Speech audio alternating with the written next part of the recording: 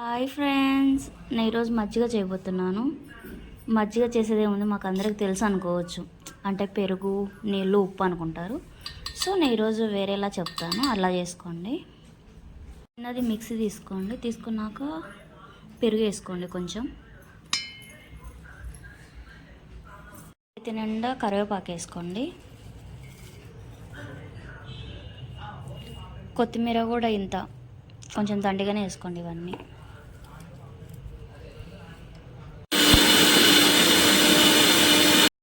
Paste అంతా ఒక గిన్నెలోకి వేసుకోండి.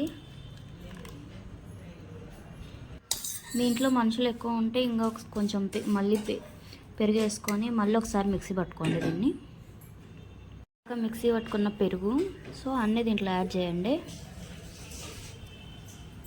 నెక్స్ట్ వాటర్ యాడ్ చేసుకోండి, మీకు ఎంత కావాలంటే అంత. నెక్స్ట్ ఉప్పు యాడ్ చేసుకోండి, మీరు సరిపోకపోతే మళ్ళీ వేసుకోండి. కొంచెం జీలకర్ర కూడా వేసుకోండి. ఇది తాగుతున్నాం అంటే ఏదో ఒకటి యూజ్ తెలియాలి కదా అందరికీ. సో దీనివల్ల యూజ్ ఏంటంటే కరివేపాకు మామూలుగా తింటే మనకి హెయిర్ గ్రోత్ ఉంటుంది. సో డైరెక్ట్గా తినని వాళ్ళు ఇలా వేసుకోవచ్చు. ఇది తాగడం వలన హెయిర్ గ్రోత్ కూడా ఉంటుంది. జీలకర్ర ఎందుకంటే కొంచెం మనం తిన్నాక అరగకపోతే కొంచెం అరుగుదలకి మంచిదని జీలకర్ర వేస్తున్నాను నేనైతే.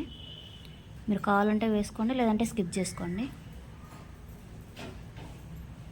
కరివేపాకు కొత్తిమీర మజ్జిగ రెడీ.